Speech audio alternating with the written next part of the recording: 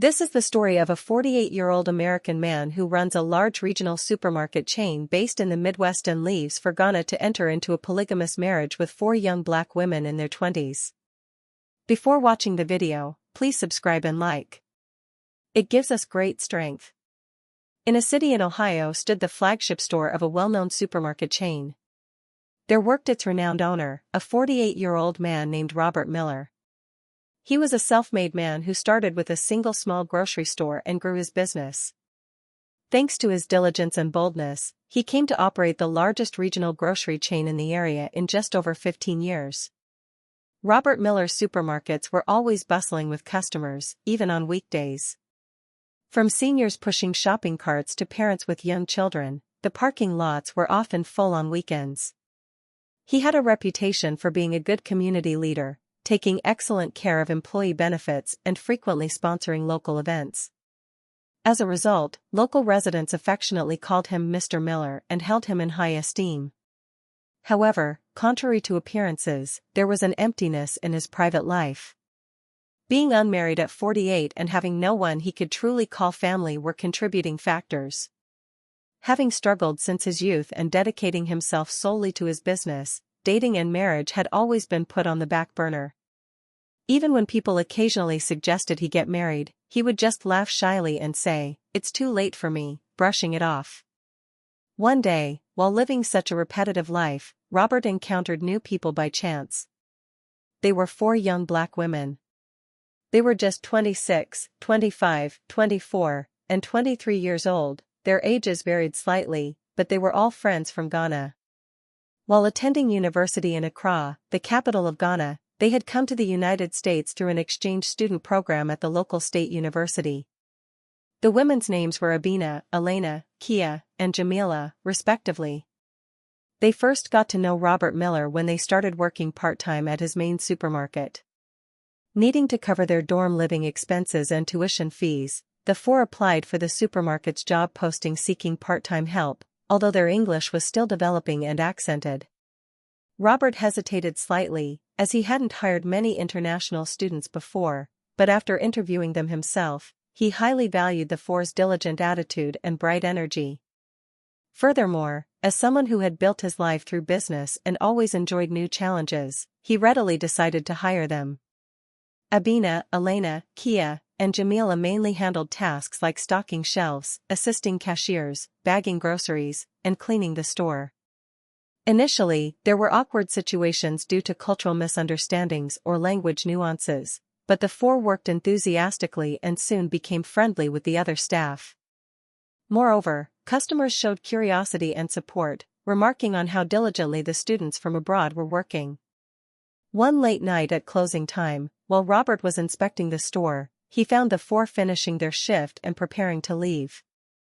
Seeing their evident exhaustion, he asked, "You really worked hard today. It's late, will you be able to get home all right?" The 4 smiled reassuringly and said they were fine, but the last campus bus was about to depart. In the end, Robert gave the 4 a ride to their university dormitory in his car. During their conversation in the car, he listened with interest to the 4's stories about their hometown, Accra, and Ghanaian culture. "Is it common to keep stores open this late in America? In Ghana, we have a culture of enjoying long meals with family."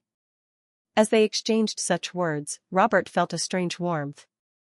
Sometime later, the 4 invited Robert to an international student cultural night event hosted by their university program. It was an event showcasing food and traditional dances from various countries.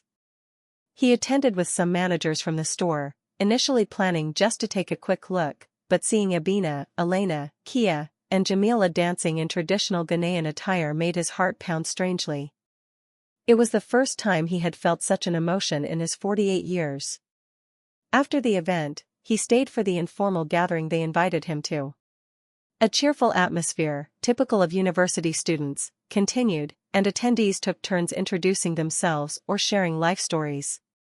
Robert felt awkward due to his age, but Abina actively showed interest, saying, "Mr. Miller, please tell us your story too.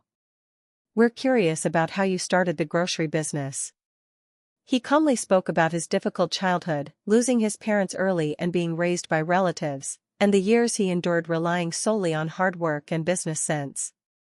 The young people listened intently, and Abina, Elena, Kia, and Jamila seemed particularly impressed by his sense of responsibility and resilience. After that, the four and Robert began to interact more outside the supermarket.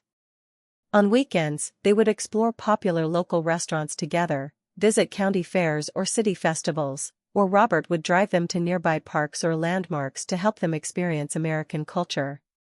During this process, the four gradually developed feelings for Robert.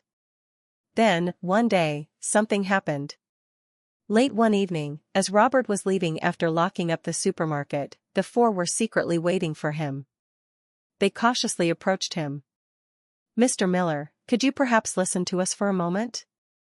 All four had serious expressions. Robert tensed up for a moment. He felt anxious, wondering if they had caused some trouble or were about to quit. However, unexpectedly, the story the four brought forth was a confession. "We like you, Mr. Miller. Not just one of us, but all four of us. But none of us wants to give way." Robert was utterly dumbfounded. "What are you talking about? This isn't a joke, right?" he asked again. Abina, Elena, Kia, and Jamila replied in unison, "It's not a joke." At first, Robert firmly refused. "I'm sorry, but I'm much older, and you are all still young, just starting your lives." He tried to be rational and waved his hands in refusal. However, the four did not back down easily. "We don't think age matters. And you were the first person here to treat us with such genuine kindness and respect. Although we grew up in a surprisingly conservative environment in Ghana, we are quite liberal when it comes to love." Afterward, Robert truly lost sleep for several days. If it had been just one of them, it would have been easier to decide whether to refuse or accept, but he couldn't believe all four liked him. Moreover, choosing just one would hurt the other three, and being with all four, it was unthinkable and illegal in the United States. One night, Elena suggested they meet at a quiet coffee shop off campus. Robert went to the meeting and sat face to face with the four women. They seriously explained, "In our Ghana, polygamy is recognized in some regions and tribes. Especially according to religious or traditional customs, there are quite a few cases where a man marries multiple wives. Of course, it has decreased much in modern times, but it hasn't completely disappeared." They said that if they truly loved each other, it wouldn't be impossible to go to Ghana and formally marry all four simultaneously according to local custom. Robert's head spun. The only marriage system he knew and that was legal in the US was the official union between one man and one woman. However, they explained that while illegal in the United States, it was an accepted custom in parts of Ghana. Of course, even outside Ghana, our culture is relatively tolerant of polygamy in certain contexts. Robert asked quietly, "So, do you all really want that?" The four nodded. "We want to live like sisters, and we believe we can all cherish and love you together, Mr. Miller." He was lost for words. Robert agonized over it for days. Eventually, he subtly confided in a close business associate. "What do you think? Am I crazy?" The associate recoiled, saying, "Bob, what kind of absurd story is that? Of course, that's impossible. It's illegal here." Another friend warned him, "Be careful, man. That sounds like a scam. They could be after your money." Nevertheless, there was something in his heart he couldn't let go of. When he was with the four women, he felt truly comfortable, and a corner of his heart felt warm. The thought crept in, shouldn't he try to find the happiness he truly desired in life, just once? He had worked intensely for 48 years, focusing only on his business, and now, as the owner of a successful regional chain, he had achieved significant financial stability. Perhaps he could live the rest of his life this way? It was a powerful temptation. Finally, he met with the four again. "If I make this decision, I have to be responsible for all four of you, right? I take marriage very seriously. It's unthinkable and illegal in the US, but is it really possible to live together in Ghana as you say?" Abina smiled softly. "Yes, it's possible according to custom in certain communities. Of course, not everyone might approve, but if our families and local community accept it, there won't be any legal problem there. Robert took a deep breath and made his decision. All right. Then let's give it a try. Life is lived only once, right? Let's really do what I want to do. The four women burst into tears and hugged him. However, the problem was Robert's supermarket chain and assets remaining in the United States. One day, he gathered his senior management team and said, I plan to be abroad for an extended period. I intend to set up a structure so the company management can continue smoothly even while I'm away. The managers were surprised, but since the chain was already well established and could operate under a professional management structure, they prepared to support him. The bigger hurdle was the reaction from his relatives and acquaintances. His cousins and some old family friends, in particular, had been trying to introduce him to suitable American women, arguing, shouldn't you get married and have an heir to protect your business legacy? When Robert dropped the bombshell that he was going to Ghana to marry 4 young black women, everyone was horrified. Accusations like, have you lost your mind, and you're being tricked by scammers, rained down on him. Despite this, Robert did not back down. Having set a major direction for his life, he ignored the opinions of those around him. He sometimes retorted firmly, it's my money, and my life. I'll live it how I want. Who are you to tell me otherwise? Still, a part of him felt anxious. What if the 4 weren't sincere? What if he ended up miserably ruined in a foreign land? Such worries plagued him. However, whenever he looked into the eyes of the 4 women, he felt their sincerity, which helped erase his doubts. Finally, though it seemed somewhat rushed, as soon as the 4 women's university semester ended, Robert boarded a plane with them. Their destination was Accra, the capital of Ghana. From there, they traveled by car to the vicinity of Abina's hometown, Kumasi. Kumasi is one of Ghana's well-known cities and can be considered the cultural center of the Ashanti region. Robert was overwhelmed by the African air and scenery, which he was experiencing for the first time. As they left the airport, the 4 said, our families and community are waiting. Robert was nervous, but the 4 held his hands and reassured him, don't worry. We will definitely protect you. As they moved towards the outskirts of the city, they found it surprisingly bustling, yet dotted with traditional markets. Unlike the city center, the villages had a culture where relatives and neighbors helped each other live. On the day of arrival, the families of the 4 women greeted Robert with curious eyes. Serving traditional food and drinks, they asked if he had really come all the way from America with them and if he truly intended to marry all 4 according to custom. With a trembling voice, he replied, yes, I love all 4 of them and want to take responsibility for them. Over the next few days, the 4 introduced Robert around the village and to their families and relatives. Contrary to expectations, the opposition wasn't severe.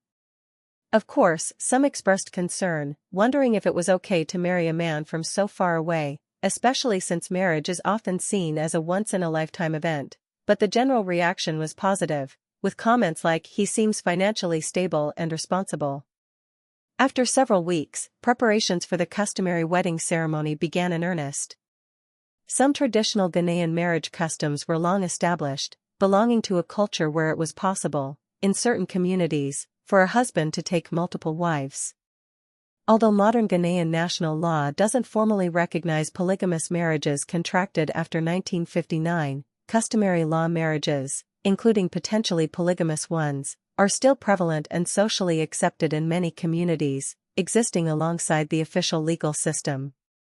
If the local community and families accepted it, there was no practical obstacle to living that way within that context. The wedding was grander than expected. People from all over the region came to celebrate, and Robert was both flustered and proud of the unexpected attention and support. Abina, Elena, Kia, and Jamila appeared beautifully dressed in local traditional attire, and Robert also wore clothes made of brightly colored fabric and a traditional Kent cloth stole. The sound of traditional drumming filled the air, and guests enjoyed themselves with dancing and singing. On this day, according to local custom, he welcomed his 4 wives. Fear and excitement mingled, but as they lived together, many practical problems arose. First, they had to decide where to live. They could temporarily stay in a decent rented house near Kumasi City, but long-term, he would need to travel back and forth to the US for his business. Abina, Elena, Kia, and Jamila advised, "It's better to settle here for now. Our families are here, and there's less stigma against polygamous families here. In America, it won't be legally recognized anyway, so wouldn't they just see us as four women living with you?" Robert thought for a moment. He had already delegated significant responsibility to his management team back in Ohio, and having worked relentlessly for so long, he decided, all right, let me enjoy some different pace of life for a while. Meanwhile, he received calls and emails from his U.S. company. "Mr. Miller, we have the quarterly earnings report call next week, and the marketing plan for the holiday season needs your approval. We need to schedule a video conference." Urgent reports continued like this, and Robert diligently responded, dealing with time differences and sometimes unreliable internet connections. His four wives watched him, smiled, and said, "You're really hardworking." As time went by, something unexpected happened. One of the four wives showed signs of pregnancy. First, Abina started feeling nauseous frequently and visited a local clinic, soon receiving the confirmation that she was pregnant. Robert was surprised but simultaneously thrilled at the fact that he was becoming a father. Abina seemed overjoyed, tearfully, and Elena, Kia, and Jamila congratulated her together. However, shortly after, Elena also announced her pregnancy. Then Kia, and finally Jamila, successively showed signs of pregnancy. It meant that all four wives in one household had become pregnant simultaneously. Robert was so shocked his mind went blank. "Oh my God, how am I supposed to handle all this?" he thought, yet seeing all four wives happy and encouraging each other gave him a strange sense of relief. In this culture, children are considered such a blessing, so maybe I should be even happier about four pregnancies? The villagers cheered when they heard the news. A case where one husband fathered children with four wives simultaneously was rare even in this region. Everyone was amazed, saying things like that American man is incredibly lucky, having four children all at once. The four women, now truly his family, bonded even more tightly. They helped each other during morning sickness, went for walks together to relieve fatigue, and shared advice on traditional remedies and nutritious foods. Of course, he faced practical challenges too. When all four entered the later stages of pregnancy, their mobility would decrease, and they might become more sensitive. He would have to care for four, not just one, simultaneously. And after the babies were born, the childcare workload would essentially quadruple. Furthermore, needing to travel between Ghana and the US, managing the household would require many helping hands. Fortunately, Abina's family and the village neighbors were already very cooperative. Here, the extended family and community support culture persists, so when children are born, relatives and neighbors often help with childcare or lend a hand. Robert felt grateful for such a culture. People really help each other out here. As the due dates approached, Robert found it difficult to concentrate on his U.S. business. He only participated in essential video meetings and entrusted the day-to-day operations to his management team. "I couldn't have imagined doing this in the past, but now family really comes first," he thought, noticing the change in himself. Finally, the first baby was born. Abina was the first to give birth. It was difficult, but she safely held her daughter. At that moment, tears streamed down Robert's face. "I'm really a father," he thought, his whole body trembling with overwhelming emotion. Abina looked exhausted but smiled brightly, holding her daughter. A few days later, Elena gave birth, followed shortly by Kia and Jamila, each delivering healthy babies. The babies had different genders, but ultimately, all four were born around the same time. Robert Miller, who became a father of four overnight. The villagers threw a fervent welcoming party, and family and relatives flocked to bless the children. Once the task of raising four infants began, Robert and his four wives became incredibly busy, with barely a moment to breathe. The babies cried day and night interchangeably, and they were swamped with changing diapers, washing clothes, and preparing food or bottles. However, the four women relied on each other, and Robert actively shared the childcare duties. Even during this chaotic period, Robert checked on his American supermarket chain's situation whenever he could. When he received reports like, "Mr. Miller, the U.S. economy is recovering a bit lately, and sales are picking up again," or suggestions like, "How about a major buy local promotion for the summer?" he would give instructions via video call from a corner of his yard. His Ghanaian neighbors found this curious. That man is clearly a businessman from America, yet here he is, taking care of babies while still working on his computer. Around the time the children turned 1, he made a decision. It's time to figure out a concrete way of life, whether it's returning to the US soon or frequently traveling between Ghana and the US. If things continue like this, both my business and my personal life will end up in limbo. After discussing with his 4 wives, they decided that for a certain period, they would raise the children primarily in Ghana, and Robert would travel back to the US periodically to oversee his business. However, he wanted to establish a solid base in Ghana as well. Having brought a considerable amount of funds from the US, he considered opening a small import-export business or warehouse near Kumasi city center. There were actually many opportunities locally to import and sell popular American products or food for a decent profit.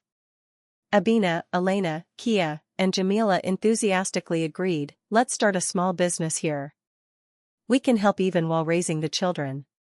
After preparations, Robert leased a building in a commercial district in Kumasi and opened a general store focusing on imported goods.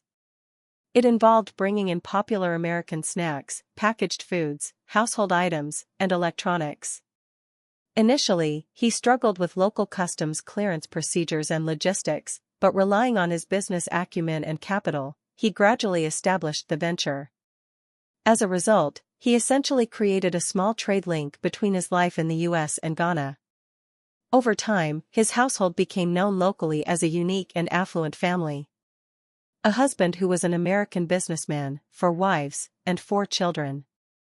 Occasionally, curious glances were directed their way, but rather than outright criticism, the reaction was often admiration mixed with curiosity. "He earns good money and raises the children well with his wives, that's quite something."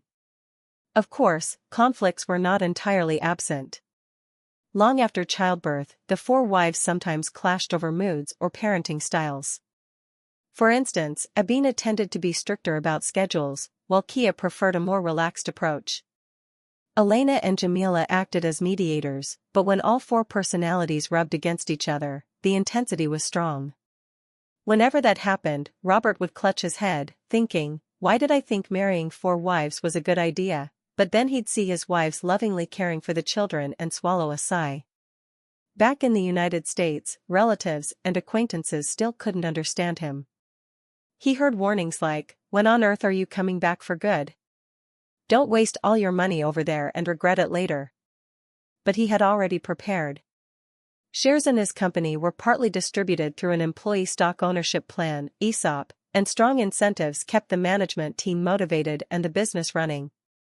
A portion of the profits earned in the US was sent to Ghana for the local business and living expenses, while the rest remained invested or in his American bank accounts. As more time passed and the children reached preschool age, Robert suddenly felt the desire to set foot on American soil again for more than just a business trip. He had made several short visits, but this time he decided to bring his wives and children along. "I want to confidently show the people back home what kind of life I'm living." His wives were initially worried. "We don't know how people in America will see us. There might be opposition and judgment towards a polygamous family, and we're afraid the children might get hurt." But Robert reassured them, "We are a committed family, and our union is recognized by custom and community in Ghana.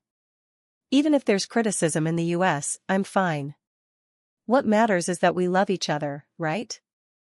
Thus, the family of 9, 4 wives and 4 children included, headed to the United States. Traveling all at once was costly, but he now had the financial means. During the immigration process at the US airport, there was a slightly awkward moment when an officer asked, "Relationship to visa holder," for each wife and child, but he explained they were his family visiting and passed through customs without major issue, though likely raising an eyebrow. Upon arriving back in Ohio, he took his family to the flagship supermarket he owned. The employees were stunned.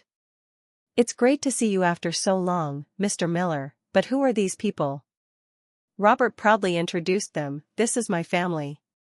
My 4 wives, Abina, Elena, Kia, Jamila, and my 4 children." Everyone's eyes widened in astonishment, murmuring, "Is this for real? I can't believe it." Reactions were mixed with shock and curiosity. A few days later, he arranged a casual backyard barbecue for relatives and close friends. His wives and children also attended. Initially, the atmosphere was awkward as people didn't know how to interact. However, as the children adorably played in the yard, smiles gradually bloomed. Some relatives privately muttered, "Does this even make sense?" But after actually talking and seeing how affectionate and polite his 4 wives were, and how genuinely happy they all seemed, their attitude shifted slightly to something like, "Well, I don't get it, but they look happy, so what can you say?" That didn't mean everything was perfectly harmonious. Some people whispered behind their backs, speculating, did he just use his money to get them all, or gossiping, aren't those women just after the rich Americans' money? However, Robert had anticipated such reactions to some extent. "It's okay. What matters is that we truly trust and love each other." The bigger potential issue was the confusion the children might face as they grew older and formed their identities in the U.S. Children might innocently ask, "Daddy, why do you have 4 mommies?" But Robert and his wives spoke honestly. "We married each other because we love each other very much. This is how our family works, and it's accepted in Ghana where Mommy Abina, Mommy Elena, Mommy Kia, and Mommy Jamila are from. There are many different kinds of families in the world, and ours is one of them." After staying in the U.S. for about a month, he returned to Ghana with his family. From then on, he lived life commuting between the 2 countries. Sometimes he would bring only 1 or 2 wives to the U.S. for visits, and other times he would stay in Ghana for longer periods due to the children's early years or the local business. To overcome various complexities, he increasingly trusted and delegated responsibility to his supermarket chain's executive team. Time passed, and as the children went through elementary school age, some attending local school in Ghana, some homeschooled, and approached their preteen years, Robert reached a turning point in his life. "I'm entering my late 50s now, and the kids will grow up soon. Where should we settle down more permanently? Is it good for them to keep splitting time between 2 cultures this way?" His wives engaged in intense discussions, sharing opinions. Ghana offered a natural and warm community environment for the children's growth, but the United States had more diverse educational opportunities and advanced systems. Ultimately, as a compromise, he decided they would try spending the children's middle and high school years primarily in the United States. His wives agreed, for the sake of cultural experience and their children's future educational prospects.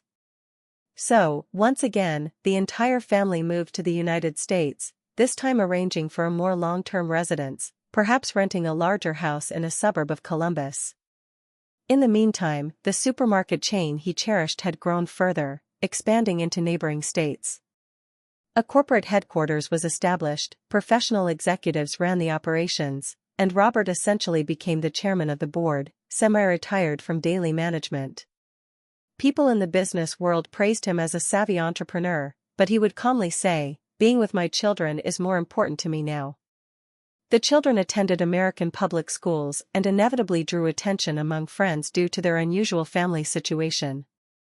Some teased, asking, "Wait, your dad is married to all 4 of your moms?" But the children, coached by their parents, could often confidently say, "Yeah, and our moms get along really well. I guess I get 4 times the love."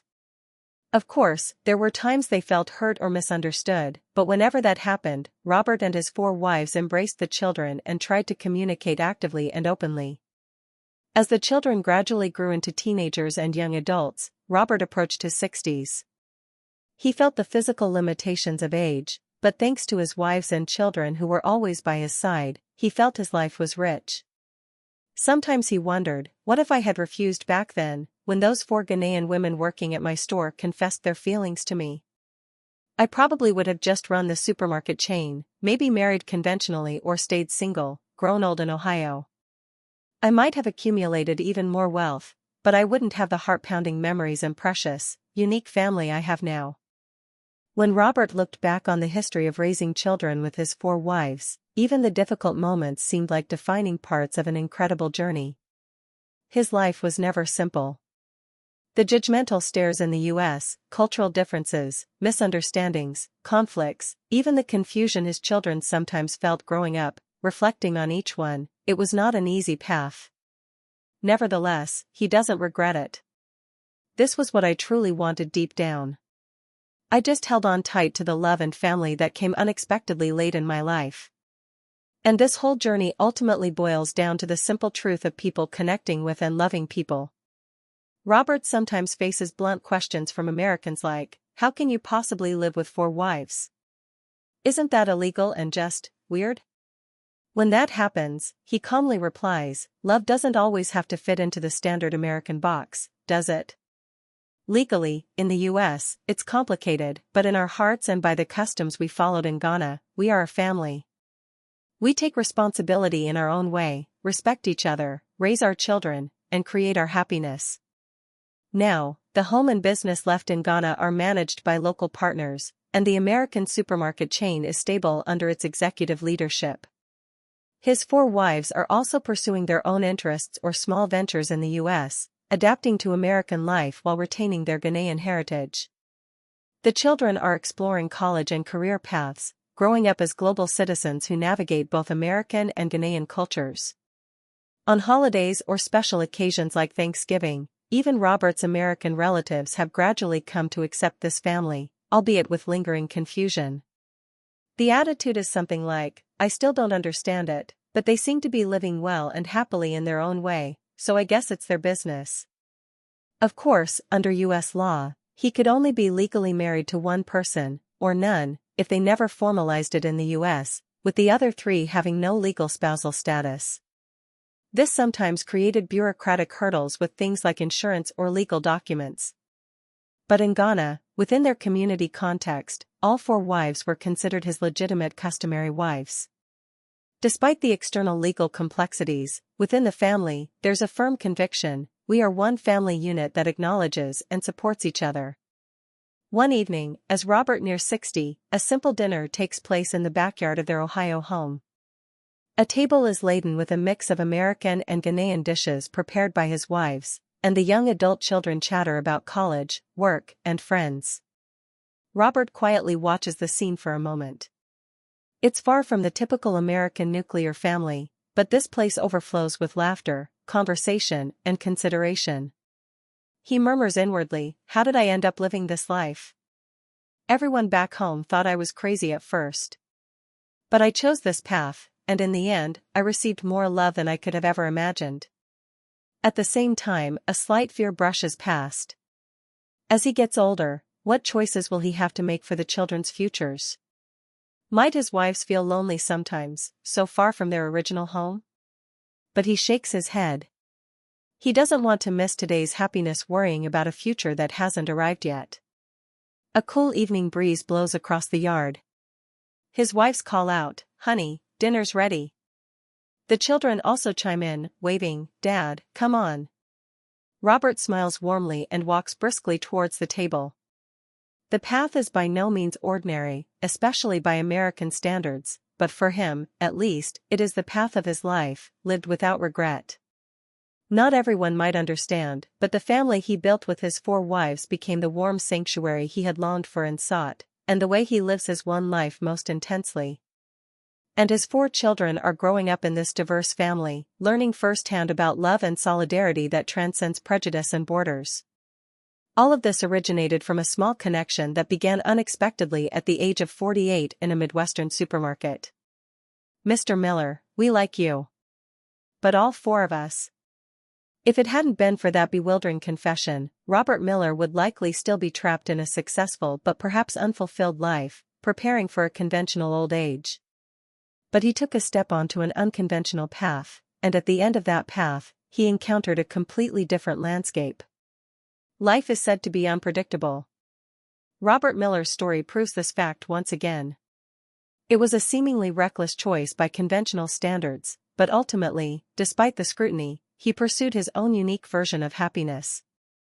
He has silently shown that love and family have no single set formula, and that life will continue. Stars begin to appear in the night sky. The children laugh boisterously, and the four wives playfully joke with each other as they share food. Robert sits among them, quietly bows his head, and gives thanks. This moment is the greatest gift of my life. No more words are needed. Whatever trials may come their way, as long as this love continues, it will be enough. Perhaps true family is a relationship that protects and supports each other, even while taking such diverse and unexpected forms. Robert Miller continues to savor happiness on the path he chose, even today. Thank you for watching the video today. If you found it enjoyable, please subscribe, like, and leave a comment.